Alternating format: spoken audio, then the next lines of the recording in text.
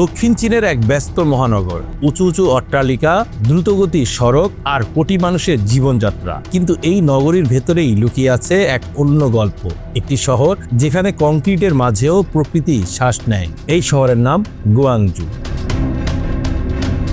সকালের আলো ধীরে ধীরে ছড়িয়ে পড়ে শহরের ওপর, গাড়ির সারি এগিয়ে চলেছে ব্যস্ত সড়ক ধরে। কিন্তু চোখে পড়ে আরেকটি দৃশ্য, প্রতিটি রাস্তার পাশে সারি সারি গাছ। সবুজ ছায়া যেন শহরের গরম ও আর্দ্র আবহাওয়াকে শান্ত করে দেয়। এখানে রাস্তা শুধু যাতায়াতের পথ নয়, এগুলো যেন এক একটি সবুজ করিডর।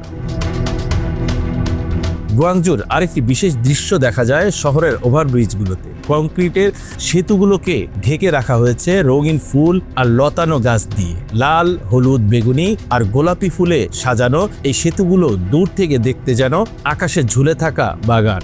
ব্যস্ত ট্রাফিকের মাঝেও এই রঙিন দৃশ্য শহরকে দেয় এক অন্যরকম প্রাণ।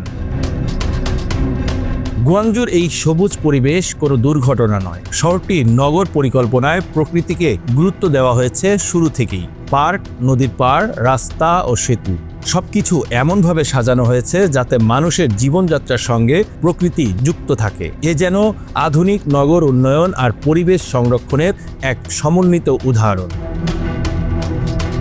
সকালে মানুষ হাঁটতে বের হয় গাছের ছায়ায়, বিকেলে পরিবারগুলো সময় কাটায় ফুলে ঘেরা পার্কে। শহরের দ্রুতগতির জীবনের মাঝেও এই সবুজ পরিবেশ মানুষকে দেয় একটু শান্তি, একটু নিঃশ্বাস নেওয়ার সুযোগ।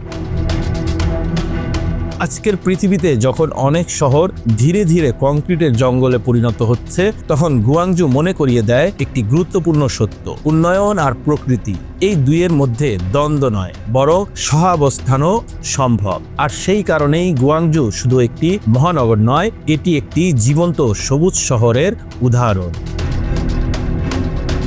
তথ্য প্রযুক্তির পাশাপাশি বিশাল বিশাল ভবন বানিয়ে সারা বিশ্বের নজর কেড়েছে চীন। দেশটির প্রতিটি শহরেই রয়েছে বিশাল বিশাল ভবন। এই বিশাল ভবনের মাঝেও রয়েছে সবুজের ছোঁয়া। রাস্তার দুই পাশে, রাস্তার মাঝখানে এবং ফুট ওভার ব্রিজ, সব জায়গায় রয়েছে গাছ। চীন থেকে ফিরে শরীয়ত খান, বাংলা অ্যাফেয়ার্স।